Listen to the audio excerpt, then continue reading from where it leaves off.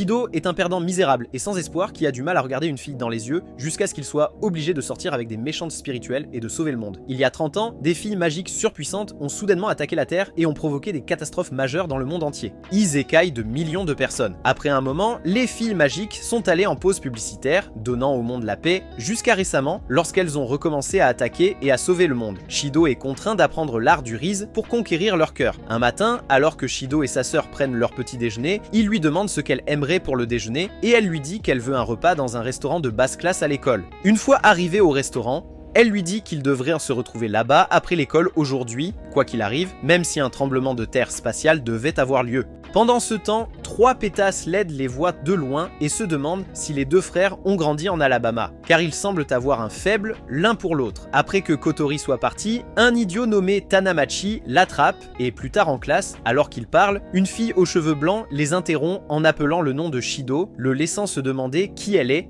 Elle s'assoit à côté de lui et Shido demande à son ami idiot qui elle est, surprenant Tanamachi qu'ils ne connaissent pas Tobechi, la super génie. Tobechi continue de le regarder pendant le cours, le rendant assez mal à l'aise alors qu'il se demande si elle veut juste coucher avec lui. Quelques heures plus tard, la cloche sonne et Tanamachi vient dire à Shido qu'ils devraient rentrer ensemble, mais il répond qu'il a d'autres plans. Bien que Tanamachi pense que c'est une fille, il lui dit que c'est sa petite sœur, ce qui amène Tanamachi à lui dire qu'il ne s'attendait pas à autre chose car son visage est trop horrible pour attirer une fille. Soudain, une alarme retentit, alertant toute la ville d'un séisme spatial imminent. Alors, tout le monde commence à courir se mettre à l'abri, tandis que la technologie intégrée de la ville évacue tout le monde. Shida se demande où est sa sœur et espère qu'elle n'est pas assez stupide pour l'attendre au restaurant. Il essaie de l'appeler, mais ça ne passe pas. Et quand il vérifie le GPS pour la localiser, il réalise qu'elle est vraiment stupide après tout. Il se précipite immédiatement dans la rue et commence à courir vers le restaurant, mais en chemin, une secousse spatiale éclate soudainement, le jetant au sol. Il aperçoit bientôt une jolie fille vêtue d'une tenue que l'on ne trouve que dans les animés, se tenant au loin au milieu de la secousse, et il se demande ce qu'elle fait là. La fille saisit soudainement son arme et provoque un grand tremblement derrière lui, l'effrayant, puis pointe son arme sur lui, menaçant d'être Sakai car elle pense qu'il est venu pour la tuer. Il lui dit rapidement qu'il ne prévoit pas de faire cela car il ne peut même pas rendre Sakai capable de voler. Et puis des filles combattantes arrivent en attaquant avec des missiles, et la fille étrange bloque toutes les attaques avec sa barrière de force. Elle les attaque immédiatement à son tour, déchaînant une puissance massive qui surprend Shido. Après quelques échanges, Shido réalise que c'est Tobeichi qui se bat avec elle, et se demande ce qui se passe. Le combat continue et les deux filles frappent bientôt leurs armes l'une contre l'autre, libérant une énergie massive dans l'environnement qui fait sortir Shido de sa torpeur. Il se réveille dans un établissement et voit une femme déprimée et misérable nommée Reni qui le surveille. Elle se présente comme l'officier d'analyse et il lui demande où il est, ce à quoi elle répond qu'il est dans des fracs dans une infirmerie, car il a été amené ici inconscient, mais cela ne fait que le rendre plus confus. Il demande immédiatement des nouvelles de sa sœur et Reni lui dit de ne pas s'inquiéter pour elle. Elle l'emmène ensuite rencontrer quelqu'un qui répondrait à ses questions pour qu'il se rende compte que cette personne est sa petite sœur, ce qui le choque. Elle l'accueille dans son centre de commandement, le Ratatosker, et commence à se comporter de manière autoritaire, ce qui le fait douter s'il s'agit vraiment de sa petite sœur. Elle explique que la femme étrange en costume d'animé était un esprit d'un monde extérieur, et qu'elles font généralement exploser la zone lorsqu'elles apparaissent sur Terre, ce qui est le phénomène qu'ils connaissent sous le nom de séismes spatiaux, ce qui le choque. Elle explique en outre que le groupe de combattants qui l'attaquaient était l'AST, l'équipe anti-esprit au Japon, responsable de gérer la situation et essentiellement d'abattre les esprits, ce qui fait que Shido a immédiatement compris que cela devait être la raison pour laquelle elle pensait qu'il voulait l'envoyer dans un autre monde aussi. Enfin, elle lui dit qu'il y a une autre façon de gérer la situation différente de l'AST et c'est là qu'il sera nécessaire, ce qui le choque. Elle lui dit qu'il commencera l'entraînement le lendemain et il se demande juste dans quoi il va s'engager. Elle lui demande ensuite pourquoi il était dehors pendant l'urgence et il lui dit que c'était parce qu'il cherchait son cul inutile, mais elle l'appelle idiot pour avoir cru ce qu'elle lui avait dit. Il lui dit immédiatement que le GPS indiquait qu'elle était au restaurant, et elle révèle que le vaisseau Praxinus est directement à 15 000 mètres au-dessus du restaurant, le rendant encore plus choqué. Le jour suivant, Shida a été appelé dans une salle privée, et il est présenté au logiciel de jeu ressemblant à Sim, qui est censé l'aider à s'entraîner pour sa mission à venir. Kotori prend le joystick et lui montre de quoi il s'agit. Ensuite, il rencontre Tobihachi pour lui demander ce qui s'est passé plus tôt, et elle lui dit d'oublier ça. Elle lui dit ensuite qu'elle a pour mission de devenir Sakai All Spirits, ce qui l'amène à demander s'ils sont tous mauvais, et elle lui dit qu'elle a perdu ses parents il y a 5 ans à cause d'un esprit qui l'a choqué. Ensuite, Kotori et Reni commencent à entraîner Shido, et lui disent qu'ils lui apprennent à baratiner les esprits pour qu'il tombe amoureux de lui. Ils lui demandent donc d'essayer d'abord ses phrases d'accroche sur des humains pour savoir si elles sont efficaces ou inutiles. On lui demande de draguer son professeur principal, qui est resté pur pendant 29 ans, et il ne peut inventer que des phrases d'accroche nulles avec son cerveau sous-développé. Cependant,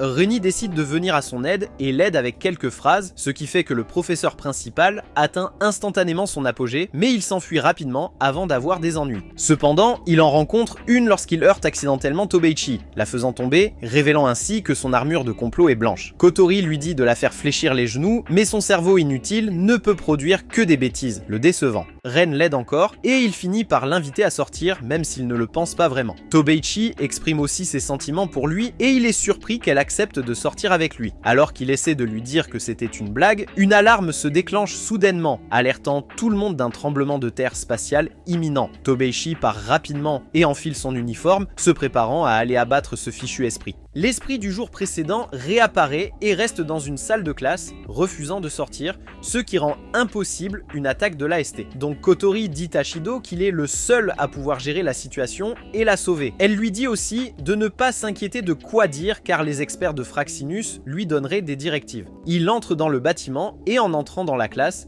Dude est accueilli par une attaque laser qui aurait poussé Isaac à le cacher s'il n'avait pas réussi à esquiver. Il lui dit rapidement de se calmer et elle lui demande qui il est. Le comité d'experts l'aide à choisir la meilleure réponse à lui donner, mais elle s'énerve et manque de le supprimer de l'existence. Elle s'approche alors de lui et se prépare à l'envoyer au Nirvana avec sa puissante boule magique de sa main. Elle lui demande pourquoi il veut sa mort, mais il lui répond rapidement qu'il est étudiant et n'a aucune intention de lui faire du mal. Elle se rend vite compte qu'il est l'idiot qu'elle a rencontré sur le terrain la dernière fois, alors elle arrête de le viser avec son attaque et demande ce qu'il veut vraiment. Il lui dit qu'il est venu pour parler avec elle. Et même si elle l'ignore, il ne la rejettera pas. En entendant cela, elle devient immédiatement timide et lui dit qu'il est le premier humain qui ait essayé de lui parler. Il lui demande son nom, à quoi elle répond qu'elle n'en a pas et lui dit de lui donner un nom de son choix. Il la nomme Toka, ce qui signifie 10e, car il l'a rencontrée pour la première fois le 10e jour de ce mois, et elle l'aime bien. L'AST, qui avait été patient pendant un moment, commence immédiatement à tirer sur elle. Mais elle crée une barrière qui bloque toutes les balles, puis elle dit à Shido de partir pour qu'il ne soit pas touché. Cependant, il refuse et lui dit qu'il reste là pour parler avec elle. Alors, elle s'assoit avec lui tout en tenant une barrière au-dessus d'eux, les protégeant du feu massif en cours. Après la discussion, Kotori lui dit de passer à l'action. Et alors qu'il lui répond, Tuka se demande à qui il parle. Alors, elle menace de le détruire, pensant qu'il complote contre elle. Il lui demande soudainement de sortir avec lui, suivant les instructions de Kotori, mais Tuka ne sait pas du tout ce qu'un rendez-vous signifie. Après un moment, Tobiichi voit Shido et se précipite immédiatement vers eux, pensant que Tuka le tient en otage. Tuka active soudainement une arme puissante appelée Sandolphin et déclenche une attaque qui fait s'effondrer tout l'endroit. Tobiichi est ensuite emporté blessé, pendant que Shida regarde les ruines du bâtiment. Toka apparaît derrière lui, le surprenant qu'il n'y ait pas eu d'alerte de secousse spatiale. Elle lui dit qu'elle est venue parce qu'il l'a invitée à un rendez-vous. Cependant, Shida lui dit qu'elle ne peut pas porter sa robe astrale pour un rendez-vous, et il lui montre une photo de Tobeichi dans son uniforme scolaire. Alors Toka transforme magiquement sa tenue en uniforme scolaire. Alors qu'ils commencent leur rendez-vous errant dans la ville, Toka commence à manger tout ce qui s'appelle nourriture sur son chemin. Pendant qu'elle mange sa viande, elle voit de la crème blanche et devient excitée, lui disant qu'elle veut ça aussi. Pendant ce temps, Tobeichi les espionne et elle se demande pourquoi il n'y a pas eu de tremblement de terre spatial lorsque Toka est apparue cette fois. Shida lui demande où elle est allée après avoir disparu la veille et elle révèle que chaque fois qu'elle disparaît comme ça, elle va dans un monde très sombre pour dormir. Il lui demande si elle vient dans ce monde chaque fois qu'elle se réveille, mais elle répond qu'elle préfère considérer cela comme étant forcée de sortir de son sommeil parce qu'elle est attirée par le monde humain à des intervalles irréguliers et elle ne peut rien y faire. Shida réalise que cela signifie que les séismes spatiaux ne sont pas l'effet des esprits, mais juste des accidents involontaires. Il demande alors pourquoi cela ne s'est pas produit aujourd'hui quand elle est apparue, mais elle refuse de lui dire et dit qu'elle veut une autre viande dans sa gorge. Mais Mec est déjà fauché. Ils arrivent bientôt à un restaurant. Et tandis que Shido essaie de la dissuader d'entrer, car il n'a plus d'argent, elle insiste pour voir ce qu'il y a là. Cependant, Tanamachi sauve sa peau fauchée lorsqu'il apparaît soudainement et lui donne de l'argent. En entrant dans le restaurant, il est surpris de voir Reni et lui demande pourquoi elle est ici. Elle répond qu'ils ont découvert et pénétré dans ce monde. Alors qu'il est assis avec Tuka, elle passe inaperçue en vérifiant le menu. Soudain, Kotori apparaît aussi, ce qui le choque, et elle suggère ensuite à Tuka de commander un menu spécial démesuré. Tuka commence bientôt à manger comme une gloutonne,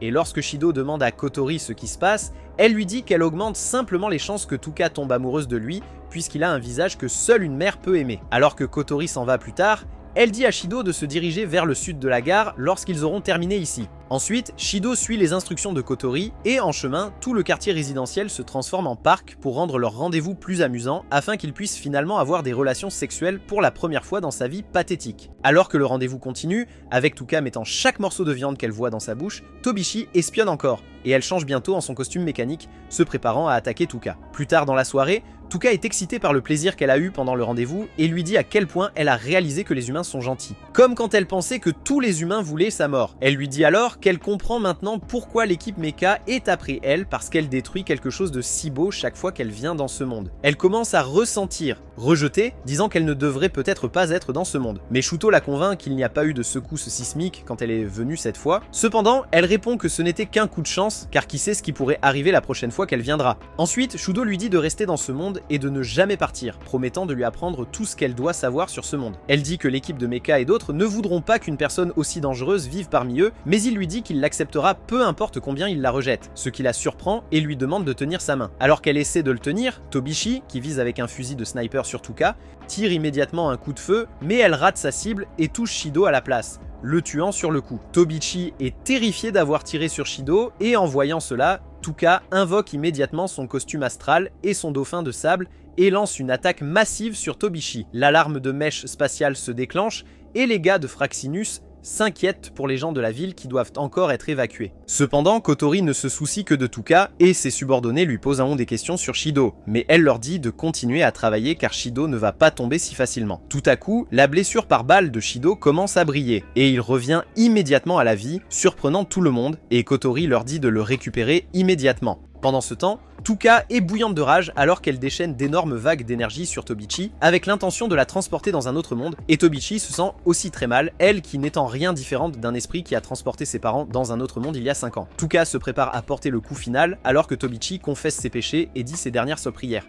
Mais Shido commence soudainement à tomber du ciel. En le voyant, Tuka le rattrape rapidement et le serre dans ses bras. Son arme devient incontrôlable en raison d'une surcharge de son encre l'autre fois. Alors qu'il se demande quoi faire pour l'empêcher de détruire la ville, Kotori dit à Shido de l'embrasser, ce qu'il fait immédiatement, retirant instantanément toute son armure scénaristique alors qu'il retourne au sol. Elle lui demande ensuite s'il l'emmènera à un autre rendez-vous. Et il est d'accord, même si son cul est déjà fauché. Quelques jours plus tard, lorsque Shido rentre de l'école en essayant d'éviter la pluie, il se demande pourquoi les prévisions météorologiques ont été très fausses récemment, car il était prévu qu'il ne pleuvrait pas. Il voit une jeune fille nommée Dushino qui tombe en jouant sous la pluie, et alors qu'il essaie de s'occuper d'elle, elle maintient rapidement la distanciation sociale. Il le supplie de ne pas lui faire de mal, ce qui le surprend. Le lendemain, lorsqu'il rentre de l'école, se demandant pourquoi il pleut à nouveau alors que la météo dit le contraire, il s'arrête là où il a rencontré Yoshino la veille. Après avoir pensé à elle et à sa petite marionnette un instant, il court à la maison. En rentrant chez lui, il enlève son plot armor et va immédiatement à la salle de bain, seulement pour voir une vue non censurée du plot de Tuka. Il se dirige vers Kotori pour lui demander ce que Tuka fait chez eux, et elle lui dit qu'elle a décidé qu'elle resterait avec eux. Elle explique en outre qu'après qu'il l'a embrassée, il a scellé ses pouvoirs spirituels, ce qui a créé un lien invisible entre eux deux. Il demande pourquoi il peut faire cela, mais Kotori lui dit qu'elle ne sait pas car ils l'ont découvert seulement grâce à une analyse chez Ratatoster. Redney ajoute ensuite que chaque fois que l'état mental de Tuka devient instable, il y a une chance que les pouvoirs scellés en lui reviennent, et comme elle semble être plus à l'aise lorsqu'elle est à ses côtés, il vaut mieux qu'elle reste ici jusqu'à ce qu'une maison spécialement dédiée aux esprits soit construite. Kotori ajoute aussi que c'est une occasion pour lui d'apprendre comment séduire plus de filles, ce qui le fait se demander pourquoi il a besoin de plus d'entraînement après avoir déjà scellé les pouvoirs de Tuka, mais Kotori lui dit qu'il y a beaucoup d'autres esprits qui ont besoin de sa salive. Ensuite, Kotori tend de nombreux pièges pour lui permettre d'être vilain avec Tuka, tout cela au nom de l'entraînement, mais Tuka est seulement embarrassé et le frappe à chaque fois parce qu'il est un perdant. Le lendemain, tandis que Tuka et Tobeichi se disputent Shido comme d'habitude, une alarme de séisme spatial se déclenche soudainement. Alors que tout le monde évacue le bâtiment pour se mettre en sécurité, Tobeichi se dépêche de s'équiper pour le combat. Pendant ce temps, Reimi dit à Shido qu'ils doivent laisser Tuka derrière car elle est maintenant assez inutile depuis que son pouvoir a été scellé et qu'ils ne devraient pas l'exposer aux batailles entre les esprits et la ST. Il confie Tuka au professeur principal et se rend immédiatement à Fraxinus pour analyser la situation. situation. Il découvre bientôt que l'esprit attaqué est la même fille qu'il a vue quelques jours auparavant en revenant de l'école.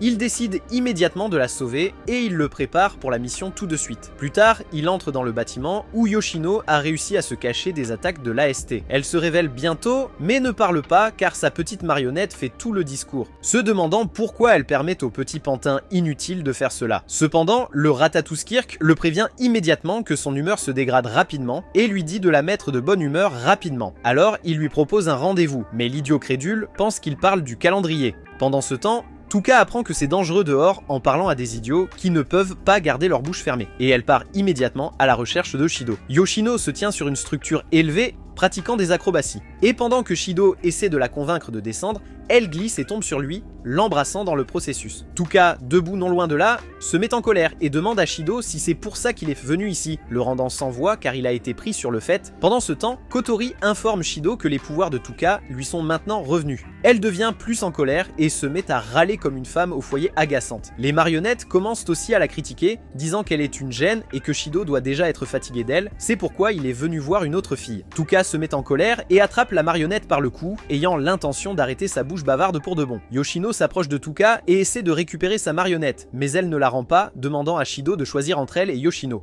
Katori informe immédiatement Shido que l'état mental de Yoshino se détériore. Shido dit à Touka de rendre la marionnette, mais cela lui donne simplement l'impression qu'il préfère Yoshino à elle. Soudain, Yoshino invoque Zadjiel, une terrible bête qui contrôle le givre, et elle commence à les attaquer, mais Shido parvient à sauver Touka. Yoshino saute hors du bâtiment sur Zadjiel et s'enfuit alors que l'AST tire plusieurs attaques sur elle, mais elle parvient à s'échapper. Shido essaie de toucher Touka, mais elle refuse car elle pense qu'il préfère Yoshino. Suite à cela, Touka continue de se sentir mal et ne veut pas parler avec Shido, et Reidani décide de lui rendre visite pour lui offrir une séance de thérapie et découvrir ce qui ne va pas. Pendant ce temps, Kotori et un type louche analysent ce qui s'est passé entre Shido et Yoshino au bâtiment, et ils se demandent mais pourquoi le pouvoir de Yoshino n'a pas été scellé même après l'attaque. Même s'ils se sont embrassés tous les deux en même temps, Shido erre dans les rues sous la pluie et il voit Yoshino chercher sa marionnette qu'elle a perdue en essayant d'échapper à l'AST. Il décide donc d'être gentil puisqu'il essaie de la séduire de toute façon. Toujours en séance de thérapie,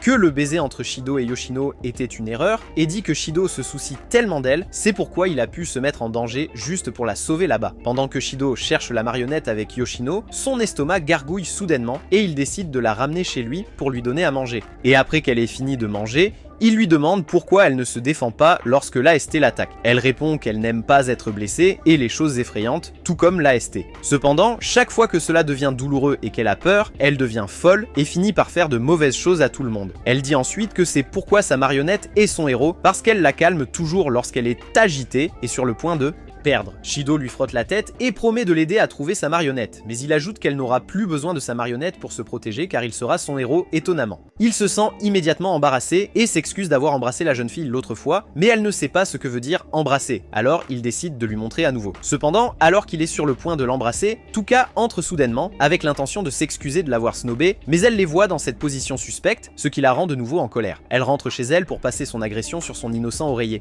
Shido reçoit des informations selon lesquelles la marionnette de Yoshino a été retrouvée, mais elle se trouve chez Topichi, alors il s'y rend immédiatement pour lui faire une visite surprise. Il lui ouvre, lui donne du thé qui a l'air horrible et part bientôt pour la salle de bain. Pendant ce temps, Shido fouille rapidement sa maison comme un voleur jusqu'à ce qu'il trouve la marionnette et retourne à l'endroit où il était assis. Topichi revient de la salle de bain, l'air suspicieux, et s'assoit à côté de Shido, dont le magnum a été dérangé de son sommeil. Mais il parvient à lui demander pourquoi elle déteste les esprits. Il essaye de la convaincre que tous les esprits ne sont pas méchants en utilisant Touka et Yoshino comme exemple, mais Topichi finit par acheter sa balle et dit qu'elle va isekai tous les esprits parce que l'esprit a pris ses parents il y a 5 ans. Shido lui dit que les pouvoirs de Touka ont été scellés, donc elle ne causera plus de désastre, mais Topichi lui dit qu'ils ne savent pas ce qui pourrait arriver à tout moment. Cependant, il lui dit qu'il veut qu'elle les accepte et ne les isekai pas car c'est une fille gentille. Le téléphone de Topichi sonne soudainement, signalant un Spacequake imminent, et elle se lève rapidement pour partir, mais alors que elle part, Shido lui demande si elle n'attaquerait pas un esprit qui a perdu ses pouvoirs, et elle répond que même si elle le voudrait, cela dépend des ordres de ses supérieurs. Pendant ce temps, les AST commencent à attaquer Yoshino alors qu'elle essaie de s'échapper, et ils parviennent à la faire tomber au sol. Alors qu'ils tentent de l'achever, elle invoque soudainement Zadkiel, qui commence à contre-attaquer alors que l'AST continue de tirer sur elle. Alors que Yoshino s'échappe, Tuka la voit et se dirige immédiatement vers la scène. Pendant ce temps, Shido appelle Yoshino de loin. Mais alors qu'il tente de faire sortir sa marionnette, Tobichi tire avec un puissant pistolet laser sur Yoshino, ce qui fait que Zadkiel commence immédiatement à se préparer à attaquer sans se soucier que Shido soit là. Tuka voit cela et réalise que Shido est en danger, alors elle essaie rapidement de convoquer Sandolphin, mais elle a du mal à le faire car ses pouvoirs sont scellés. Zadkiel tire une attaque massive de sa bouche, mais Tuka parvient à sauver Shido en activant finalement Sandolphin, qui dévie l'attaque. Tuka va rencontrer Shido et s'excuse d'avoir été si espiègle, tandis que l'AST lance plusieurs attaques sur Yoshino. Shido dit à Tuka qu'il a besoin de son aide pour sauver Yoshino, mais Tuka pense seulement qu'il l'aime davantage. Cependant, Shido explique que Yoshino est un esprit comme elle, et il lui avait promis qu'il la sauverait, ce qui fait réaliser à Tuka que c'est la même chose que Shido a fait pour elle aussi. Elle pousse immédiatement Sandolphin au sol et dit à Shido d'utiliser cela pour atteindre Yoshino. Pendant ce temps, l'AST ne peut pas continuer à attaquer en raison de la puissante barrière de force créée par Zadkiel, car il serait frappé par des millions de glaces s'il s'approchait trop près. Tomichi crée immédiatement un énorme champ de force et l'utilise pour soulever un bâtiment dans l'intention d'attaquer Yoshino avec, mais Tuka apparaît soudainement et le divise en deux. En la voyant, Tuka se précipite immédiatement vers elle, et les autres changent également leur cible vers elle. Avec leur attention détournée, Shido se dirige vers la barrière de force créée par Zadkiel, malgré les avertissements de sa sœur qu'il pourrait être congelé à mort, et il parvient à passer avec succès, bien que fatigué. En le voyant, Yoshino guérit sa blessure et il lui donne sa marionnette, ce qui la rend excitée. Il lui dit ensuite qu'il a besoin de l'embrasser pour la sauver, se sentant embarrassé. Et pendant que l'imbécile ne cesse de parler, Yoshino ferme sa bouche avec ses lèvres, faisant immédiatement disparaître ses vêtements, alors que le ciel revient à la normale. Ensuite, Kotori dit à Shido que Toko ne restera plus chez lui car elle dévoile la nouvelle maison construite pour accueillir les esprits. Un matin, Toko et Yoshino disent à Shido qu'ils aimeraient visiter une source chaude après avoir vu une publicité à la télévision à ce sujet. Et il transmet le message à Kotori qui n'a d'autre choix que d'accorder la demande, car ils ne veulent pas que les esprits deviennent fous. Pendant ce temps, à la base AST, la capitaine de l'équipe mech et ses subordonnés ont également convenu de visiter la source pour passer du temps ensemble entre personnes du même sexe. Mais Tobeichi s'y oppose, disant qu'ils sont laids, ils devraient plutôt être entraînement. Cependant, elle reçoit un appel de Shido qui demande la permission de garder le livre qu'elle lui a donné pendant 2 jours de plus, car il a quelque chose d'important à faire. Tobeichi entend soudainement la voix de Tuka en arrière-plan et elle se met en colère, écrasant le petit innocent dans sa main. Taisez-vous!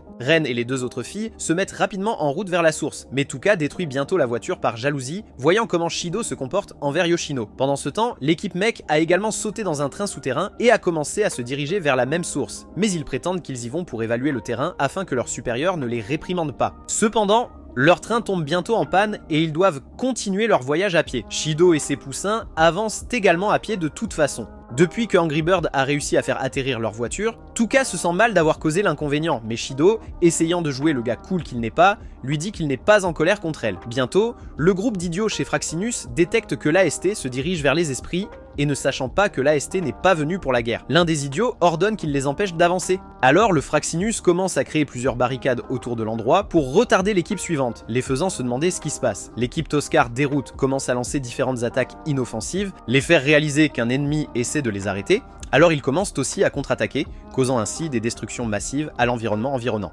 Pendant ce temps, alors que Shido et les filles continuent leur périple, une bombe explose soudainement juste au-dessus de leur tête, les obligeant à se jeter au sol, tandis que Yoshino perd sa marionnette dans le processus. Elle commence à pleurer comme un bébé immédiatement, et partout commence à geler alors qu'il commence soudainement à pleuvoir. Mais Shido la caresse, promettant de le récupérer pour elle dès que possible, et la pluie s'arrête. Il part pour sa recherche ultime, tandis que l'AST et le Ratatosker continuent à avoir des ennuis l'un avec l'autre, et après avoir couru à travers les explosions pendant un moment, il voit la marionnette. Cependant, alors qu'il en enlève la poussière, une terrible explosion lui arrive dessus, mais juste avant que cela ne le frappe, Tuka crée une barrière qui les protège tous les deux. En voyant Tuka dans sa tenue astrale, l'AST envisage immédiatement d'attaquer. Mais avant que Tabichi ne puisse faire un geste, Tuka disparaît avec Shido, les surprenant. Ensuite, Kotori emmène Shido et les filles à une source chaude bon marché que l'assistant stupide a réussi à découvrir en servant une punition, et l'équipe AST se dirige également vers la source chaude comme il l'avait initialement prévu. De plus, Tabichi commence à chercher Shido car elle a décidé de venir à cause de lui, mais elle ne le trouve nulle part. Suite à cela, Takeniet est présentée à l'équipe AST comme la fille qui a déjà aidé Sekai à devenir esprit, surprenant tout le monde dans l'équipe. Elle est assise à côté de Tabichi, pendant que le capitaine leur montre leur combat précédent avec Yoshino. Tabichi lui demande à propos de l'esprit qu'elle a apaisé avec Sekai, et elle répond que cet esprit est différent de ceux qu'ils ont affrontés auparavant. C'est pourquoi elle a soit été transférée dans cette unité. Pendant qu'elle parle, elle aperçoit soudainement Shido à l'écran et le reconnaît, surprenant Tabichi. Après la réunion, Tabichi dit à Takamiya que Shido n'a jamais parlé d'avoir une autre sœur cadette, ce qui pousse Takamiya à demander si elle le connaît. Tabichi répond qu'ils sont amants, ce qui choque. Ensuite, une nouvelle élève, Kurumi, est transférée à l'école et lors de sa présentation, elle révèle qu'elle est un esprit, surprenant tout le monde. Ensuite, elle demande à quelqu'un de lui montrer l'école après les cours car elle est nouvelle. Un gamin lève la main, mais elle l'ignore et se dirige vers le siège de Shido pour lui dire qu'il est celui qu'elle veut. Pendant ce temps, l'AST réalise que la fille est vraiment un esprit et se demande pourquoi elle a été transférée à l'école. Takemiya leur dit que Kurumi est un esprit. Elle n'est pas un esprit ordinaire puisqu'elle a transporté dans un autre monde plus de 10 000 personnes de ses propres mains, en plus des morts causées par ses distorsions spatiales, et ils sont surpris. Après l'école, Shido et Kurumi se rencontrent comme prévu, tandis que Tuka et Tobichi les espionnent par jalousie, se demandant ce que la nouvelle fille manigance avec leur béguin. Shido, suivant les conseils des idiots de Fraxinus, demande par erreur la couleur de son armure de complot, et tandis qu'il pense qu'elle pourrait se fâcher, la fille est une méchante et essaie d'ouvrir son portail pour lui, mais il l'arrête rapidement et lui demande ce qu'elle voulait dire quand elle s'est appelée un esprit. Cependant, elle lui dit de ne pas faire l'idiot, ce qui le surprend, et il lui demande comment elle sait à son sujet, mais elle refuse de le lui dire. Elle lui dit plutôt qu'elle a des sentiments pour lui depuis qu'elle a découvert son existence. Elle prend bientôt sa main et Shido se sent un peu troublé, se sentant suspect, mais les deux espions idiots tombent soudain de leur cachette, se dévoilant. Quelques instants plus tard, alors qu'ils se séparent, Kirumi murmure à l'oreille de Shido qu'elle chevauchera son dragon la prochaine fois qu'ils seront seuls ensemble, et comme,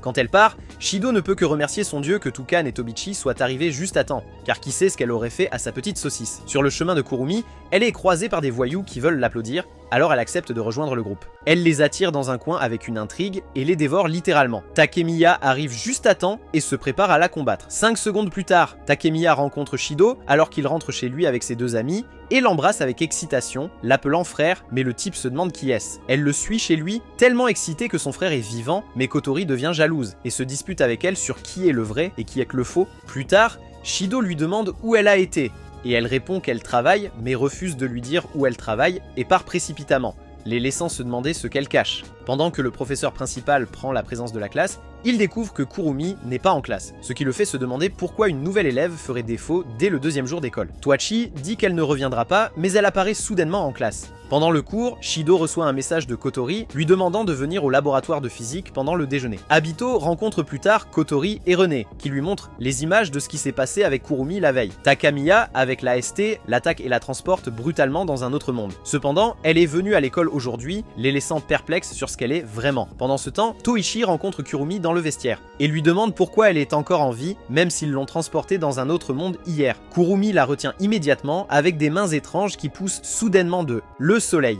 Elle dit ensuite à Tabichi qu'ils ne font que des efforts futiles, ce qui la pousse à lui demander ce qu'elle cherche. Puis, Kurumi révèle qu'elle s'est inscrite à l'école parce qu'elle veut Shido et tous ses pouvoirs. Plus tard, après l'école, Shido s'approche de Kurumi pour lui demander de sortir avec lui, parce que Kotori lui avait dit de le faire afin qu'il puisse obtenir plus d'informations sur elle, et elle accepte avec plaisir. Après son départ, Tabichi apparaît et demande de quoi il discutait avec le diable, mais il l'évite rapidement et part. Pendant ce temps, Tabichi pense à tout ce que Kurumi a fait et lui a dit, et elle s'inquiète pour lui. En rentrant chez lui, Tuka danse d'une manière suspecte devant Shido, jusqu'à ce qu'il prenne le billet entre ses ballons et découvre qu'elle a fixé un rendez-vous avec lui le lendemain. Bien qu'il soit surpris par cela, Tabichi l'appelle également, lui demandant de la rencontrer le lendemain aussi. Le jour suivant, il doit rencontrer les 3 filles sans qu'aucune d'elles ne découvre qu'il voit les 2 autres. Et le Ratatosker promet de l'aider à répondre aux exigences des 3 filles sans échec. Il commence avec Tuka, et après avoir passé du temps avec elle à l'aquarium, il fait semblant d'avoir mal au ventre. Ainsi, il peut s'excuser pour aller aux toilettes, mais se dirige immédiatement vers Kurumi, qui l'emmène au magasin de lingerie pour acheter des vêtements suspects. Pendant qu'il est au magasin, certains de ses camarades de classe le voient, et alors qu'il tente de l'accuser de tricherie, il feint rapidement d'avoir de nouveau un mal de ventre, et court rejoindre Tobichi dans un endroit différent.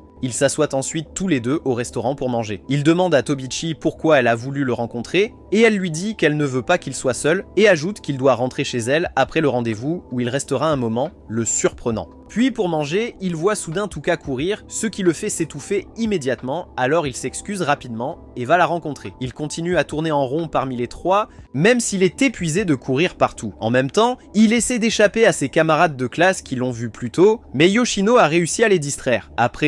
Pendant ce temps, Shido est assise seule près d'une forêt et remarque des gars bizarres testant leurs armes sur un chat. Alors, elle s'y rend pour rendre cela plus amusant pour eux. Pendant ce temps, le Ratatosker perd sa trace alors que le système de surveillance s'interrompt soudainement, les choquant. Tobichi et Toka se croisent et sont surpris de se voir. Ils réalisent bientôt que Shido est un Casanova. Tobichi, pensant qu'il a dû amener une troisième fille, c'est pourquoi il n'est pas avec elle en ce moment, se précipite immédiatement pour le chercher. Lorsque Shido revient là où il a laissé Kurumi et ne la trouve pas, il se demande où elle est et Kotori l'informe qu'ils l'ont perdue. Ils reçoivent immédiatement une alerte avertissant d'une énorme vague spirituelle venant des bois et Shido se dirige immédiatement vers la forêt à sa recherche. Cependant, il est terrifié quand il voit tout l'endroit couvert de sang et un pied d'homme laissé sur place. Le soleil. Il voit Kurumi tirer brutalement sur un homme avec un sourire maléfique sur son visage et une montre hublot préinstallée dans son œil gauche. Il essaie rapidement de s'échapper, mais Kurumi le capture avec ses mains horribles et s'approche de lui. Elle le saisit et se lèche les lèvres alors qu'elle prévoit de commencer à déjeuner. Cependant, Takemiya apparaît soudainement pour le sauver et puis déchaîne des frappes massives avec son arme spéciale qui blesse gravement Kurumi.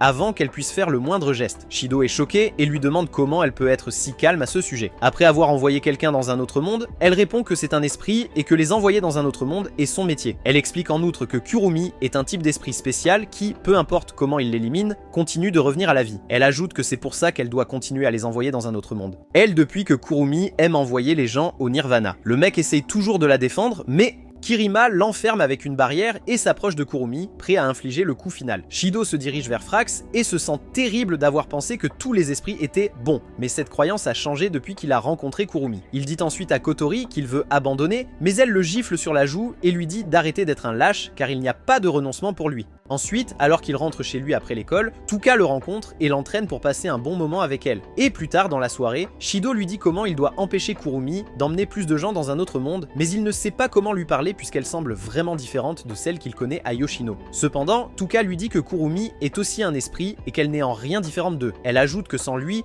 elle aurait aussi pu finir comme Kurumi, et la seule différence entre elle et Kurumi est que quelqu'un lui a tendu une main bienveillante. Cela renforce la confiance de Shido, et le lendemain, il rencontre Kurumi pour lui dire qu'il va la sauver et l'empêcher de se réincarner dans un autre monde. Les gens, vous penseriez qu'elle serait touchée par son geste gentil, mais elle monte sur le toit et cause encore plus de chaos, essayant de tester s'il était sincère. Elle tâche l'objectif du caméraman avec du sang, affectant le bâtiment de l'école, et tous les élèves tombent immédiatement au sol. Pendant ce temps, Takemiya reproche à Kotori d'avoir mis Shido en danger en l'envoyant seul et sans armes aux esprits. Elle lui dit alors qu'elle va prendre soin de lui dorénavant. Mais Kotori rit et lui dit qu'elle ne va jamais confier Shido à une entreprise corrompue comme les Duos, ex-Machina Industries. Ce qui choque Takemiya qui se demande comment elle est au courant. Kotori lui dit qu'elle sait qu'elle travaille pour eux et qu'elle a été transférée à l'AST, ce qui la choque encore plus. Cependant, Takemiya lui dit qu'elle est redevable à l'entreprise et qu'elle ne pourra jamais les rembourser, surprenant Kotori. Qui révèle alors qu'ils ont analysé sa salive et découvert que l'entreprise a infusé son corps avec une quantité excessive de magie, ce qui a réduit son espérance de vie à 10 ans. Inattendu pour Takemiya qui n'était pas au courant. Ils reçoivent tous les deux un appel concernant la situation en cours à l'école et ils partent immédiatement. Pendant ce temps, Shido voit Tuka également en train de se tordre de douleur et se demande pourquoi il est le seul à ne pas être affecté. Ereni lui dit que c'est parce que les pouvoirs de Tuka et Yoshino sont scellés en lui. Kurumi l'appelle depuis le toit et lui dit de venir si elle a affaire avec elle. Alors il part immédiatement. Tabichi active son costume mécano et se dirige aussi vers le toit, mais elle est arrêtée par un des clones de Kurumi. Tuka, réalisant que Shido pourrait être en danger en y allant seule, parvient à libérer ses pouvoirs. Mais elle est soudainement attaquée par une autre Kurumi. Sur le toit, Shido demande à Kurumi ce qu'elle fait et elle répond que c'est le château chronophage, une barrière qui aspire le temps de ceux qui marchent sur son ombre. Shido est choquée et elle explique en outre que la humble montre dans son œil gauche représente sa durée de vie et chaque fois qu'elle utilise sa magie, cela la vide, beaucoup de cela, donc elle le renouvelle en utilisant occasionnellement cette méthode. Elle dit ensuite à Shido qu'il est la principale raison pour laquelle elle est venue ici car elle désire manger sa viande de la manière traditionnelle. En entendant cela, Shido lui dit de laisser les autres tranquilles puisqu'elle est venue pour lui, mais elle lui dit qu'il doit retirer ce qu'il a dit plus tôt à propos de la sauver, ou quelque chose comme ça avant qu'elle puisse. Cependant, il plaide pour qu'elle enlève la barrière, mais il ne renonce pas à elle, faisant... Elle est énervée. Elle provoque alors immédiatement un Spacequake, ce qui déclenche aussitôt l'alarme de Spacequake, choquant les gars de Fraxinus. Cependant, Redney informe Shido que l'état mental de Kurumi change, comme si elle avait peur de lui, alors il escalade immédiatement la rambarde et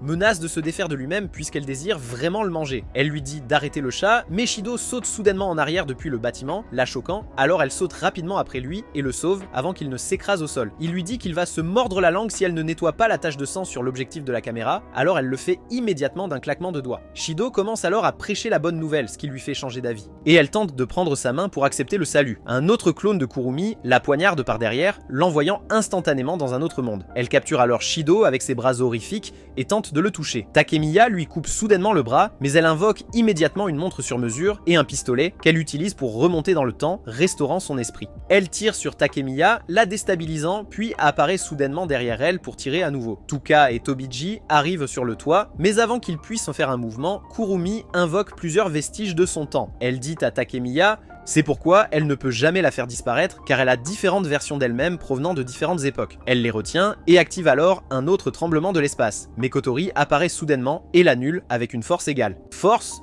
choquant tout le monde en la voyant dans une robe astrale. Elle invoque alors son arme et se prépare à se battre. Ils commencent un combat intense et après plusieurs échanges, Kurumi arrête soudainement le temps et invoque tous ses clones pour tirer sur elle, avant de s'approcher et de mettre la balle finale dans son crâne, la jetant au sol. Kurumi se moque d'elle, pensant qu'elle a gagné, mais les blessures de Kotori guérissent instantanément et elle se remet sur pied, ce qui la choque. Kurumi invoque rapidement ses clones pour l'attaquer, mais elle les fait exploser alors qu'ils se rassemblent autour d'elle. Ensuite, Kurumi se tire dessus pour libérer plus de puissance, affaiblissant instantanément Kotori, alors qu'elle se prépare à une nouvelle attaque. Kurumi, la moquant, se prépare à lui tirer dessus, mais Kotori invoque soudainement une arme très puissante, et détruit les clones de Kurumi alors qu'ils essaient de la protéger, détruisant également son horloge. Kurumi tombe à genoux, épuisé, et Kotori prépare une autre explosion. En voyant cela, Shido craint qu'elle ne meure, et il essaie de mettre en garde Kotori, mais lorsqu'elle n'écoute pas, il court rapidement pour bloquer l'explosion. Kotori tire avec son canon et réalise immédiatement que Shido est là. Shido se réveille ensuite à l'hôpital d'un rêve où il se voit lui-même et Kotori en plein chaos. En voyant Reini,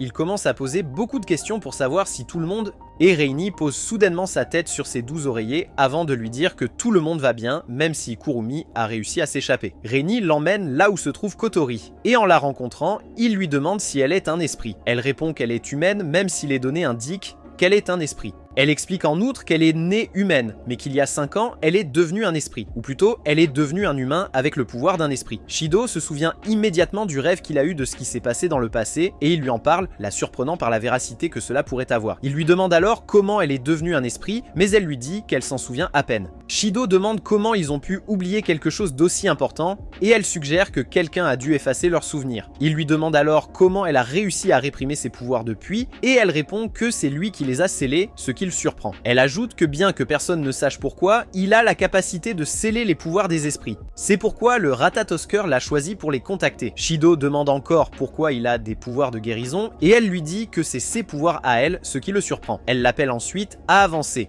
Le frappe en disant qu'il serait mort si elle n'était pas revenue à elle, parce que chaque fois qu'elle retrouve ses pouvoirs, elle se perd parfois et a une forte envie de détruire des choses dans Isekai. Il lui demande si ses pouvoirs lui reviendront, et elle lui dit non sauf s'il scelle à nouveau, comme il l'a fait avec Tuka et Yoshino. Puisqu'elle a récupéré la totalité de ses pouvoirs, il doit sortir avec elle et la faire tomber amoureuse de lui, ce qui le surprend. Kotori s'effondre soudainement, et Ren vient s'occuper d'elle. Plus tard, Ren lui dit que Kotori ne pourra conserver son énergie spirituelle que pendant 2 jours de plus, après quoi elle se perdra complètement et ne sera plus la Kotori qu'il connaît. Sogi doit avoir un rendez-vous avec elle dans 2 jours où il scellera ses pouvoirs. Ensuite, Shido rend visite à Takemiya à l'hôpital, mais il n'est pas autorisé à la voir, alors il rencontre Tuka à la place, et plus tard, alors qu'il se prépare à partir, elle lui demande à propos de l'esprit des flammes qui est apparu lors de leur combat contre Kurumi. Il lui dit qu'il a été assommé aussi, refusant de lui dire. Il lui demande alors pourquoi elle s'inquiète pour elle, et elle répond que c'était cet esprit qui a brûlé ses parents devant ses yeux il y a 5 ans. Depuis, elle la cherche, alors elle a décidé de rejoindre l'AST et a commencé à chasser les esprits pour se venger. Ensuite, Shuto se prépare pour son rendez-vous avec Kotori en perdant beaucoup de temps avec les autres filles, et plus tard dans la soirée,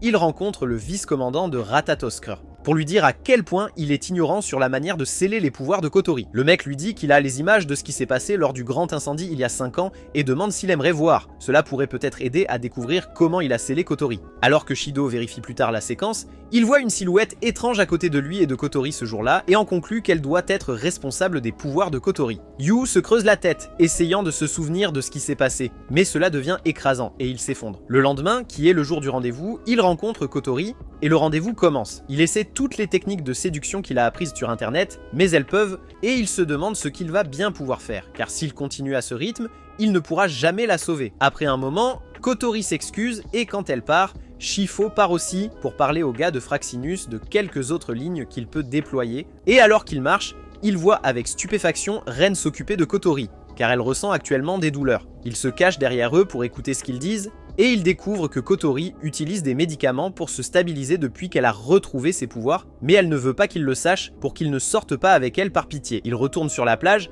et quand Kotori revient, il jette l'écouteur couvert. Il utilise et communique avec Fraxinus, puisqu'ils sont aussi un groupe d'idiots de toute façon. Il décide de libérer son dieu intérieur, Tiresias, et propose qu'il se dirige vers le parc d'attractions. Entre-temps, Tobiji rencontre son supérieur qui lui montre le nouvel équipement qu'ils viennent de recevoir. Elle demande si cela peut être utilisé pour vaincre Efrit, l'esprit de Tyrès. Tobiji est surprise et demande à voir la vidéo pour découvrir que l'esprit des flammes qu'elle a toujours recherché est Kotori. Pendant ce temps, Shido et Kotori passent de bons moments ensemble, et après un moment, ils s'assoient pour discuter, mais elle est tellement dans l'ambiance qu'elle s'attend à ce qu'il l'embrasse. Pendant ce temps, un rapport parvient au supérieur de Tobiji à l'ASD, que la nouvelle technologie manque avec d'autres munitions, et elle se souvient immédiatement que Tobiji a demandé si le nouvel équipement pouvait vaincre Efrit, ce qui lui fait réaliser qu'elle a dû s'introduire pour les utiliser. Shido tente de demander à Kotori ce qui s'est passé il y a 5 ans, mais quelqu'un tire soudainement sur elle, le terrifiant, et alors qu'il cherche à savoir qui c'est,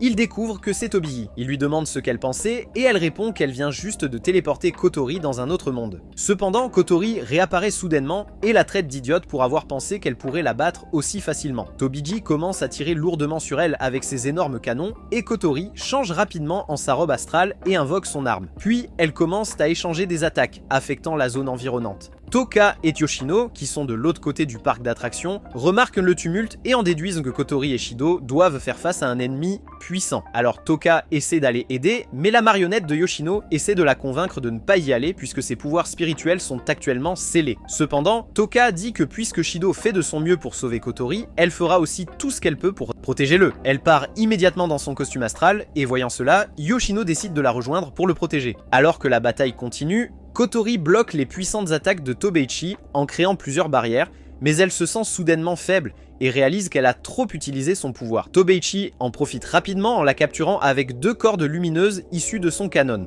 avant de lancer une autre attaque brutale, mais Kotori parvient à se protéger. Elle charge ensuite Tobeichi et commence à frapper son équipement, jusqu'à ce qu'il soit désactivé. À ce moment, Kotori est déjà devenue folle et ne se soucie pas de l'Izekaier, même si Shido crie à tue-tête pour qu'elle s'arrête. Elle invoque à nouveau son arme et tente d'effacer sa lignée, mais Tobeichi révèle soudainement que c'est ainsi qu'elle a désanimé ses parents il y a 5 ans. Choquant Kotori, elle tombe au sol et Tobeichi charge immédiatement à nouveau son arme et commence à tirer sur elle, ce que Kotori parvient à bloquer avec une barrière. Shido les intercepte rapidement et dit à Tobeichi d'arrêter d'attaquer, mais elle n'écoute pas car elle lui dit qu'elle a vécu uniquement pour ce but au cours des 5 dernières années. Il lui suggère qu'elle ne cherche que l'esprit des flammes et non sa sœur, mais Tobeichi est confuse par les bêtises qu'il raconte et répond que Kotori est l'esprit des flammes. Elle se prépare à lancer une autre attaque, mais Toka et Yoshino arrivent soudainement et la distrait, tandis que Shido emmène rapidement Kotori loin de la scène. Alors que les 2 autres filles combattent Tobeichi, Shido avoue ses sentiments pour Kotori, la mettant mal à l'aise,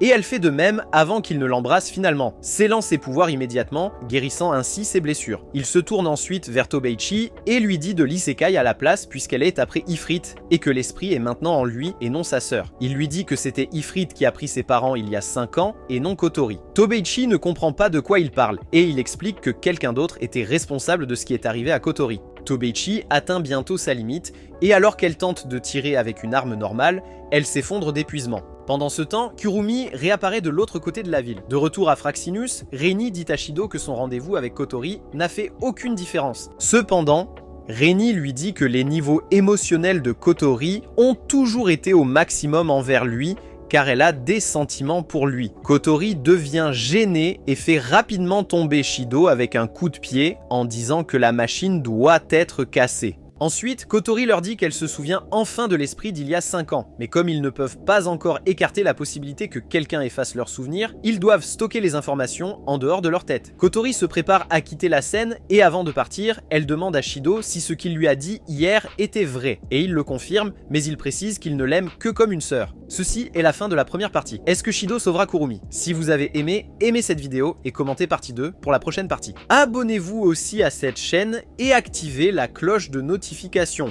À la prochaine